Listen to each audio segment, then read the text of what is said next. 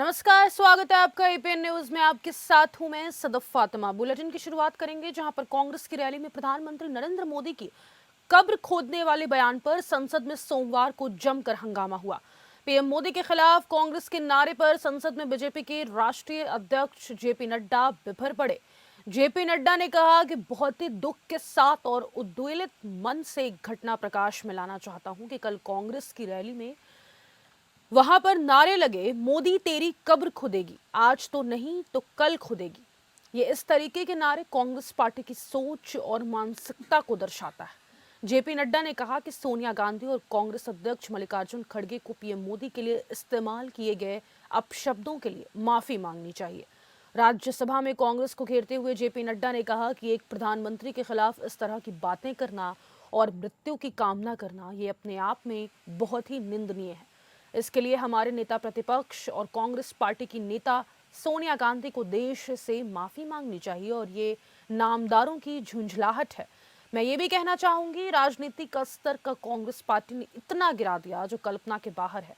मैं इसकी घोर निंदा करता हूं। वहीं लोकसभा में किरण रिजिजू ने कहा कि कल कांग्रेस की रैली में प्रधानमंत्री मोदी जी की कब्र खोदने की जो बात कही गई है, यह देश के लिए बहुत दुखद समय है कि कांग्रेस पार्टी ऐसे शब्दों का इस्तेमाल करती है। कांग्रेस के सारे बड़े नेता उस रैली में मौजूद थे और पीएम मोदी की कब्र खोदने का नारा लगाया गया। उन्होंने कहा कि इस देश के लिए इससे ज्यादा शर्मनाक, इससे ज्यादा दुर्भाग्यपूर्ण कुछ नहीं हो सकता कि देश के प्रधानमंत्री 140 करोड़ लोगों के नेता, विश्व के सबसे प्रसिद्ध और सबसे मजबूत नेता के लिए ऐसे शब्दों का इस्तेमाल किया गया। मोदी तेरी कब्र खुदेगी, आज नहीं तो कल खुदेगी। ये इस तरीके के नारे की बात रिकॉर्ड पे जा रही है, प्लीज। ये तरीके के नारे कांग्रेस पार्टी के सोच और मानसिकता को दर्शाता है। ये नामदारों के झंझलाहट को स्पष्ट इंगित करता है और साथ में इस तरीके की बात कहना एक प्रधानमंत्री जी के खिलाफ और मृत्यु की कामना करना, यह अपने आप में बहुत ही निंदनीय है। भारतीय जनता पार्टी बीजेपी के नवनियुक्त राष्ट्रीय कार्यकारी अध्यक्ष नितिन नवीन पटना से दिल्ली के बीजेपी मुख्यालय पहुंचे। बिहार सरकार में मंत्री रहे और अब संगठन में बड़ी जिम्मेदारी संभालने वाले नवीन का पार्टी कार्यकर्ताओं और वरिष्ठ नेताओं द्वारा जोरदार स्वागत किया गया। इस दौरान केंद्रीय गृह मंत्री अमित शाह और वर्तमान राष्ट्रीय अध्यक्ष जेपी नड्डा भी पार्टी मुख्यालय में मौजूद रहे, जहां नितिन नवीन औपचारिक रूप से अपना पदभार ग्रहण कर चुके हैं। दरअसल भारतीय जनता पार्टी ने संगठनात्मक स्तर पर एक बड़ा और रणनीतिक फैसला लेते हुए बिहार सरकार के मंत्री और बांकीपुर से 5 बार के विधायक नितिन नवीन को पार्टी का कार्यकारी राष्ट्रीय अध्यक्ष नियुक्त किया है। यह नियुक्ति तत्काल प्रभाव से लागू कर दी गई है। पार्टी के शीर्ष नेतृत्व ने उनकी संगठन क्षमता, चुनावी रणनीति, प्रशासनिक अनुभव और जमीनी पकड़ को ध्यान में रखते हुए जिम्मेदारी सौंपी है। पार्टी सूत्रों के मुताबिक यह नियुक्ति केवल एक संगठनात्मक बदलाव नहीं, बल्कि आने वाले समय में राष्ट्रीय राजनीति की दिशा तय करने वाला कदम माना जा रहा है। नितिन नवीन को बीजेपी में एक ऐसे नेता के तौर पर देखा जाता है जिन्होंने संगठन के हर स्तर पर काम किया है। युवा मोर्चा से लेकर राज्य सरकार और अब राष्ट्रीय संगठन तक उनका सफर पार्टी के भीतर भरोसे का प्रतीक माना जाता है। पार्टी के अंदर उन्हें एक डिसिप्लिन्ड ऑर्गेनाइजर, स्ट्रॉन्ग स्ट्रैटेजिस्ट और ग्राउंड कनेक्ट लीडर के रूप में जाना जाता है। यही वजह है कि जब पार्टी को राष्ट्रीय स्तर पर संगठन को और धार देने की जरूरत महसूस हुई तो नेतृत्व की नजर नितिन नवीन पर जाकर ठहरी। बीजेपी ने नितिन नवीन को छत्तीसगढ़ का प्रभारी बनाकर एक अहम जिम्मेदारी सौंपी थी। वहां उन्होंने बूथ लेवल मैनेजमेंट, संगठन विस्तार और चुनावी तालमेल पर खास फोकस किया। परिणाम स्वरूप छत्तीसगढ़ में पार्टी को बड़ी और निर्णायक जीत मिली। इस जीत के बाद ये साफ हो गया कि नितिन नवीन केवल बिहार तक सीमित नेता नहीं है, बल्कि वे राष्ट्रीय स्तर पर संगठन खड़ा करने की क्षमता रखते हैं।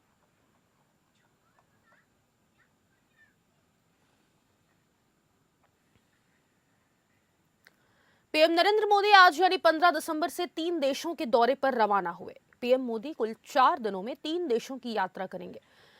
इस दौरान वे जॉर्डन, इथियोपिया और ओमान की राजकीय यात्रा पर रहेंगे। प्रधानमंत्री मोदी की इस यात्रा का मुख्य उद्देश्य द्वीपक्षीय साझेदारी को मजबूत करना और इसी के साथ व्यापार, रक्षा और क्षेत्रीय सुरक्षा को बढ़ावा देना है।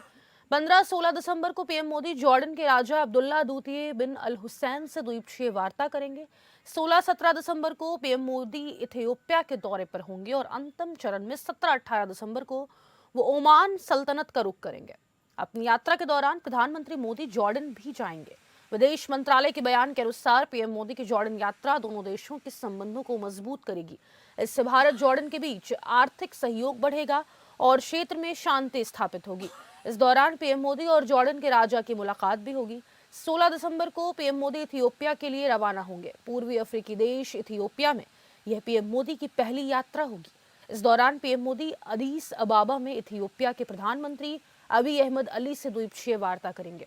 इथियोपिया के बाद पीएम मोदी 17 दिसंबर को ओमान जाएंगे। ओमान सल्तनत के दौरे पर पीएम मोदी की मुलाकात सुल्तान हैतम बिन तारिक से होगी। भारत और ओमान के द्वीपक्षीय रिश्ते को 70 साल पूरे हो गए हैं, जिसके उपलक्ष्य में पीएम मोदी ने ओमान जाने का फैसला किया है। 2023 के बाद ओमान में यह पीएम मोदी की दूसरी यात्रा होगी।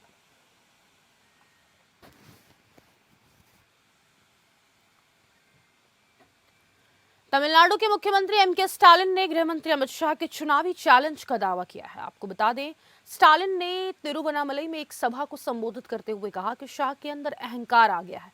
वो खुद के साथ साथ पूरी संघी बटालियन आरएसएस के लोगों को भी ले आए तो भी यहाँ कुछ नहीं कर पाएंगे। दरअसल स्टालिन ने गुजरात में 7 दिन पहले शाह के दिए बयान पर पलटवार किया है। तब अहमदाबाद में एक कार्यक्रम में शाह ने कहा था कि वे ममता बनर्जी और स्टालिन को बताना चाहते हैं कि आगामी चुनाव में तैयार रहें। बिहार के बाद बंगाल और तमिलनाडु में एनडीए की सरकार बनेगी। अगले साल विधानसभा चुनाव को देखते हुए एमके स्टालिन रविवार को तिरुवन्नामलई में डीएमके के युवा विंग के पदाधिकारियों की बैठक को संबोधित कर रहे थे। वर्तमान विधानसभा का 5 साल का कार्यकाल मई 2026 में समाप्त हो रहा है। ऐसे में चुनाव आयोग मार्च के बाद चुनाव तारीखों का ऐलान कर सकता है।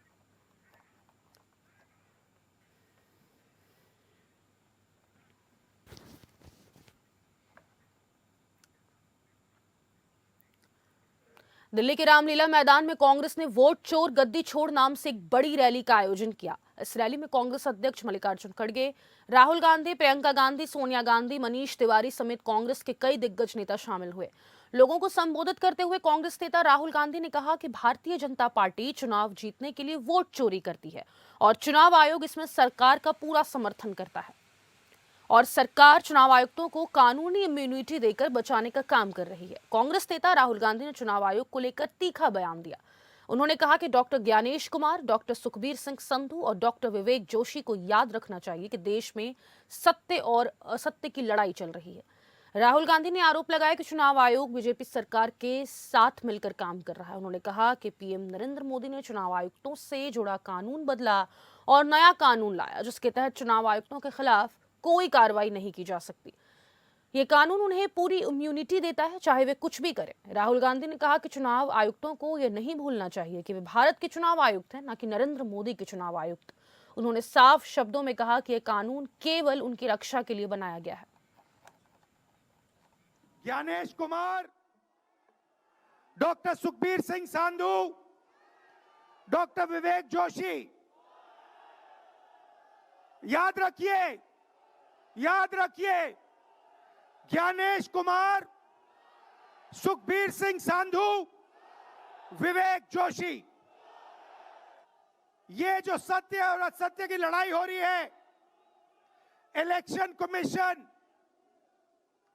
बीजेपी के सरकार के साथ मिलकर काम कर रहा है और इनको जितनी भी इम्यूनिटी देनी है दे दो। नरेंद्र मोदी जी ने इलेक्शन कमिश्नर्स के लिए कानून बदला, नया कानून लाए, कहा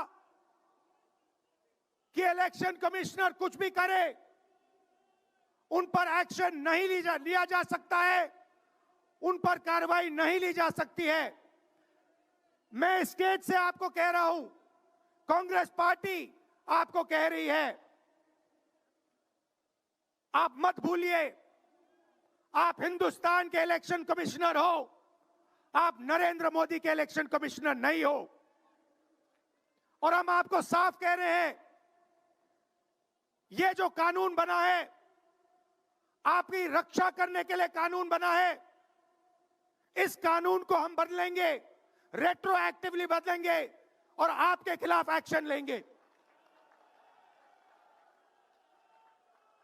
क्योंकि हम सच्चाई की लड़ाई लड़ रहे हैं और आप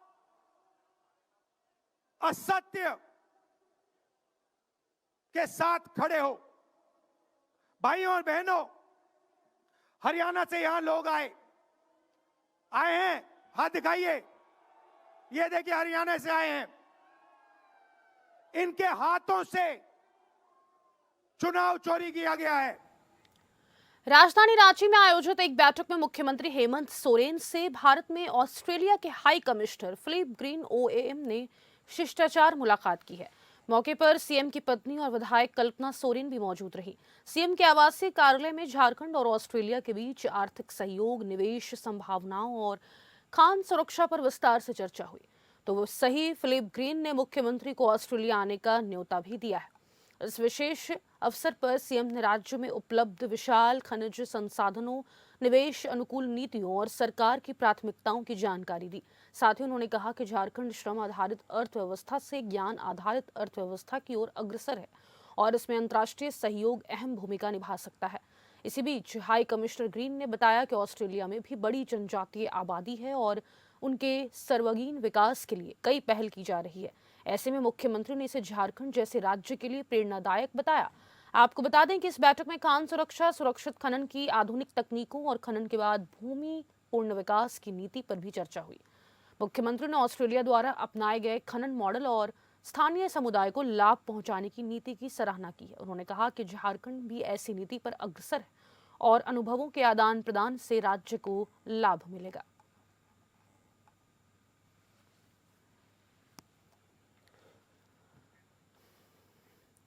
राजस्थान के मुख्यमंत्री भजनलाल शर्मा ने स्टिंग ऑपरेशन में विधायक निधि में भ्रष्टाचार की बात सामने आने पर बड़ा एक्शन लिया है। बता दें आपको कि मुख्यमंत्री ने विधायक निधि में भ्रष्टाचार की खबर को गंभीर और चिंताजनक बताते हुए कहा कि किसी भी दोषी को बख्शा नहीं जाएगा, चाहे वह व्यक्ति कितना भी प्रभावशाली क्यों ना हो। इसी के साथ ही सीएम ने भ्रष्टाचार की जांच के लिए एक हाई लेवल कमेटी बनाई है। विधायक निधि में भ्रष्टाचार की जांच करने वाली कमेटी को मुख्य सतर्कता आयुक्त, अतिरिक्त मुख्य सचिव गृह विभाग लीड करेंगे। मुख्यमंत्री भजनलाल ने सोशल मीडिया प्लेटफॉर्म एक्स के जरिए हाई लेवल जांच कमेटी बनाने के बारे में जानकारी दी है। उन्होंने एक्स पर एक पोस्ट में लिखा, आज एक प्रमुख समाचार पत्र में विधायक निधि में भ्रष्टाचार की खबर प्रकाशित हुई है। यह अत्यंत गंभीर और चिंताजनक विषय है। किसी भी लोक सेवक द्वारा किए जा रहे भ्रष्टाचार पर हमारी सरकार की नीति पूर्णतया जीरो टॉलरेंस की है। सीएम ने आगे कहा कि कोई भी व्यक्ति कितना ही प्रभावशाली क्यों ना हो, यदि भ्रष्टाचार में दोषी पाया जाता है तो उसे बख्शा नहीं जाएगा। इस मामले की जांच के लिए मुख्य सतर्कता आयुक्त, अतिरिक्त मुख्य सचिव गृह की अध्यक्षता वाली उच्च स्तरीय समिति हाई लेवल कमेटी गठित की गई। इन विधानसभा क्षेत्रों के एमएलए, एलईडी के खाते भी फ्रीज कर दिए गए। आप बता दें कि एक समाचार पत्र के स्टिंग ऑपरेशन में राजस्थान के 3 विधायकों के द्वारा विधायक निधि में बड़े स्तर पर भ्रष्टाचार का खेल उजागर हुआ था। समाचार पत्र ने भाजपा विधायक रेवंत राम डांगा, हिंडौन से कांग्रेस विधायक अनीता जाटव और बयाना भरतपुर से निर्दलीय विधायक रितु बनावत का स्टिंग किया, जिसमें विधायक निधि में भ्रष्टाचार की बात सामने आई। समाचार पत्र के स्टिंग ऑपरेशन को तो बीजेपी विधायक रेवंत राम डांगा ने निराधार, गलत और तथ्यहीन करार दिया।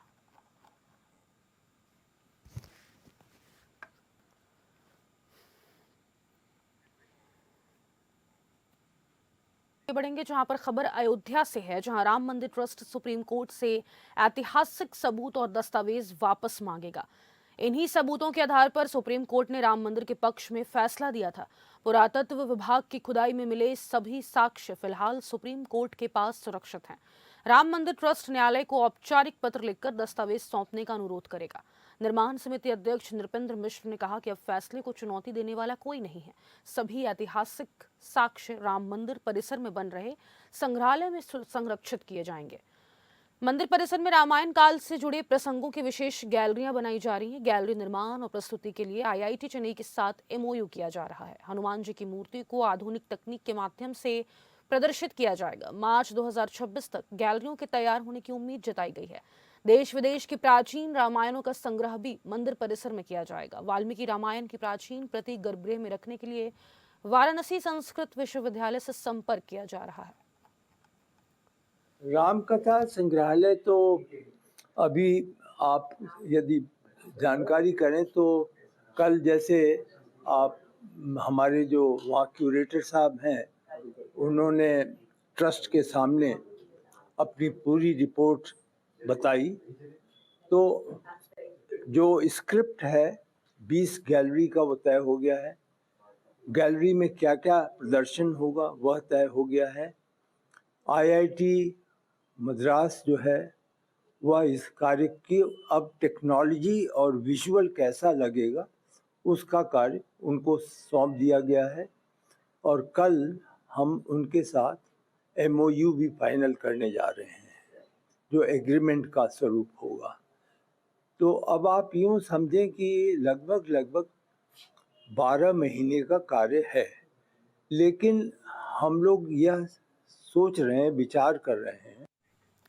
मुजफ्फरपुर में गरीबी से तंग आकर एक पिता ने अपने 3 बेटियों के साथ फंदे से लटककर जान दे दी है। वहीं 2 मासूम बेटों को भी करने की कोशिश की गई, लेकिन दोनों मासूम बच्चे बच गए। घटना सकरा थाना क्षेत्र के नवलपुर मिश्रौलिया वार्ड नंबर 4 की है। बताया जा रहा है कि नवलपुर मिश्रौलिया वार्ड 4 के निवासी अमरनाथ राम जो मजदूरी करते थे, घर में अपने 5 बच्चों के साथ रहते थे। 1 साल पहले उनकी पत्नी की मौत हो चुकी है। अमरनाथ राम ने अपनी 3 बेटी अनुराधा, शिवानी और राधिका के साथ घर में फंदे से लटककर सुसाइड कर लिया। वहीं 2 मासूम बेटे शिवम और अभिराज को भी मारने की कोशिश की गई, लेकिन दोनों बच गए। एक ही परिवार के 4 लोगों की मौत से इलाके में सनसनी फैल गई है। स्थानीय लोगों के अनुसार बच्चे चिल्ला रहे थे, तो जब वहां घर में जाकर देखा तो फंदे से लटके हुए 4 लाशें दिखी। इसके बाद इसकी सूचना स्थानीय सकरा थाना की पुलिस को दी गई। मौके पर पहुंची पुलिस मामले की तफ्तीश में जुट गई है। नवलपुर मिसरौलिया गांव है सकरा थाना क्षेत्र का, जहां हम लोग को सूचना मिली कि एक पिता द्वारा स्वयं और अपने 3 बच्चों को फांसी लगाकर मार दिया गया है। उसी सूचना पर हम लोग आए हैं और यहाँ डेड बॉडी को फंदे से नीचे उतारा गया है। 3 बच्चे हैं और एक पिता है। अभी स्पष्ट नहीं हो पाया है कारण का, किस कारण से फांसी लगाए। अभी हम जांच कर रहे हैं और कुछ पता चलेगा तो उस पर अग्रसर करेंगे। हवा की धीमी गति और खराब मौसम ने दिल्ली को गैस चैम्बर बना दिया है। आज लगातार तीसरे दिन हवा गंभीर श्रेणी में दर्ज की गई। सुबह की शुरुआत धुंध और कोहरे से हुई, वहीं स्मॉग की मोटी चादर भी दिखाई दी है। इस कारण कई इलाकों में दृश्यता भी बेहद कम रही। वहीं air quality early warning system for Delhi के अनुसार रविवार सुबह राजधानी का औसत एयर क्वालिटी इंडेक्स 456 दर्ज किया गया है। केंद्रीय प्रदूषण नियंत्रण बोर्ड सीपीसीबी के सुबह 7 बजे को आंकड़ों के अनुसार राजधानी दिल्ली के अलीपुर में QI 449, आनंद विहार में QI 493, अशोक विहार में 500, आया नगर में 413, बवाना में 472, बुराड़ी में 454, चांदनी चौक इलाके में 438 AQI दर्ज किया गया है।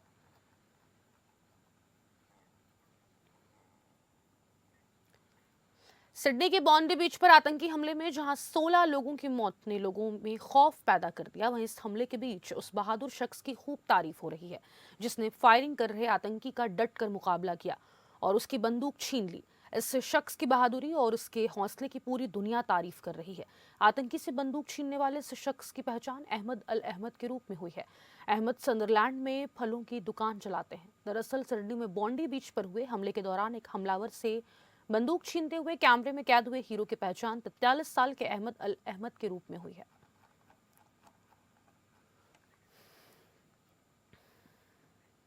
और इसी के साथ फिलहाल के लिए इस बुलेटिन में बस इतना ही। मुझे दीजिए इजाजत। नमस्कार।